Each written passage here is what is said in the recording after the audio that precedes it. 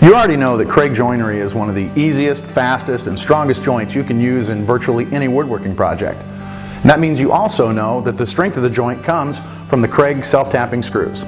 But did you know that Kreg offers an assortment of screws to match a wide variety of materials and projects? You see, there really is no one-size-fits-all screw.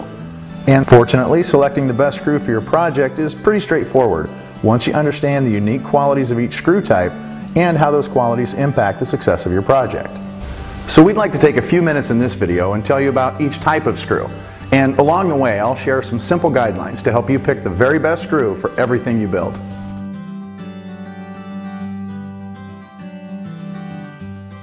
The first thing we need to talk about is composition, or what the screw is made of. Kreg self-tapping screws are available in 3 compositions. Choosing the best one for your project is simply a matter of understanding how moisture will affect the screw. For indoor projects where exposure to moisture isn't really a concern, zinc screws are a good choice. These screws are made from case-hardened industrial quality steel and covered in a thin zinc coating. Keep these screws on hand for bookcases, tables, and any other projects that are going to spend their time inside in a dry, controlled environment. Whenever a project might have some exposure to moisture, you'll want to use a blue coat weather-resistant screw. Blue coat screws are also made from hardened steel, but rather than a zinc coating, these screws are coated with 3 layers of anti-corrosion material for a much greater level of protection. These screws are perfect for all kinds of indoor and outdoor projects, like kitchen and bathroom cabinets where dampness can be an issue, as well as benches, planters, and mailboxes that are outdoors and exposed to the elements. Also, with the corrosive chemicals used in modern pressure-treated lumber, blue coat screws will hold up in the long run.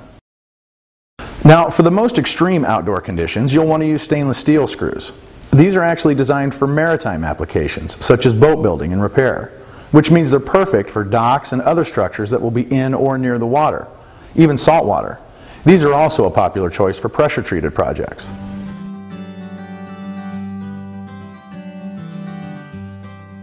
If the strength of a Kreg joint is in the screw, then the strength of the screw is in the threads. And Kreg screws come in 3 thread varieties. There's coarse, fine, and combination, or high-low. And matching the right thread type to the material that you're using is key to making good, strong connections. For softwoods like pine, fir, as well as any type of sheet material, whether it's plywood, particle board, or MDF, a coarse thread screw is the best choice. The deeper threads are less likely to cross-thread in the soft material, and they also have more surface area, which means more strength to resist being pulled out of the adjoining workpiece. When working with hardwoods such as oak, cherry, birch, or maple, woods that tend to be more brittle and prone to splitting, you'll want to use a fine thread screw. The smaller threads also mean a smaller overall diameter, so they exert less outward pressure on the wood. That means you're less likely to split a board and ruin a workpiece. One final option is what we call a high-low screw. This screw actually has a combination of fine and coarse threads that provides the best hold in semi-soft woods like poplar while still minimizing the chance of splitting.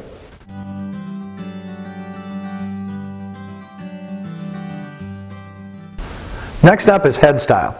And here you've got 2 choices, the Maxi-Lock washer head or the smaller pan head style. In most cases, you'll want to use the Maxi-Lock head to create the strongest possible joint.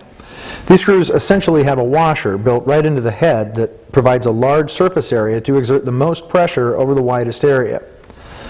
Panhead screws are the preferred choice when working with 1/2-inch thick material or when building with extremely hard woods like ironwood, ipe, or mesquite.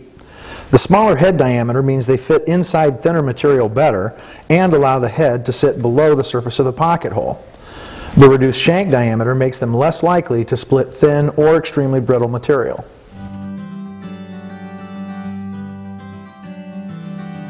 Finally, we come to screw length. And I save this for last because it's the most important thing you'll have to consider.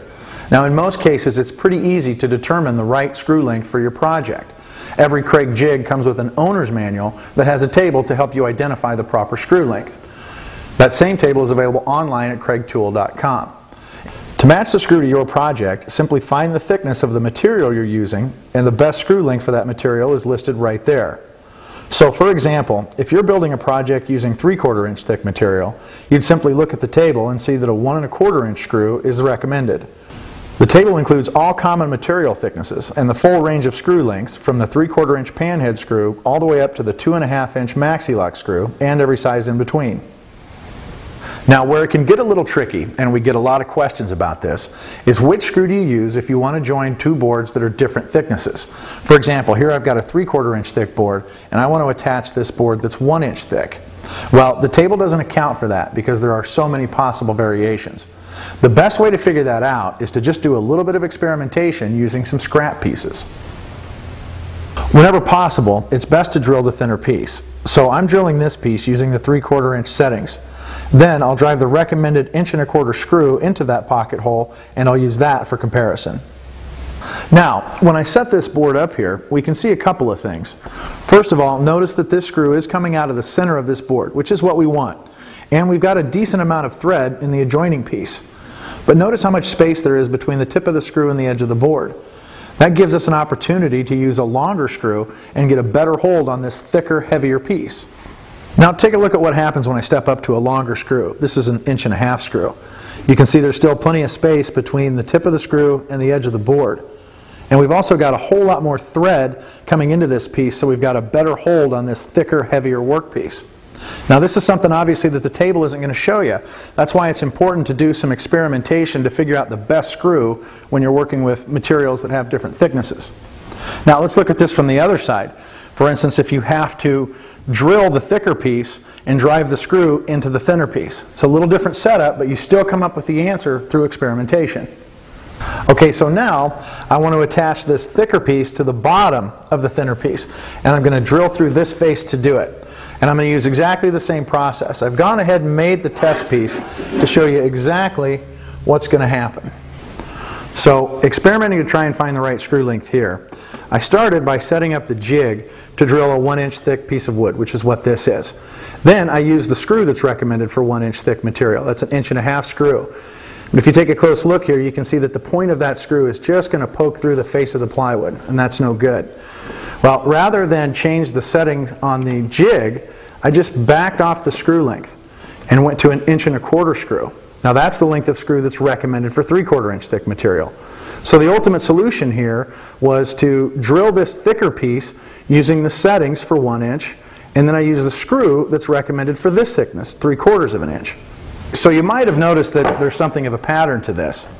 In the first scenario, when we were drilling the thinner piece and driving the screw into the thicker piece, the proper setting turned out to be setting up the jig for the thin piece and then using the screw that matched the thicker piece. Now when we reversed that, we were drilling through the thicker piece and driving into the thinner piece. Again, those things just switched. We wound up using the jig setting for this thick piece, but we used the proper screw length for the thinner piece. So that's a pretty good rule of thumb, but it's not a hard and fast rule.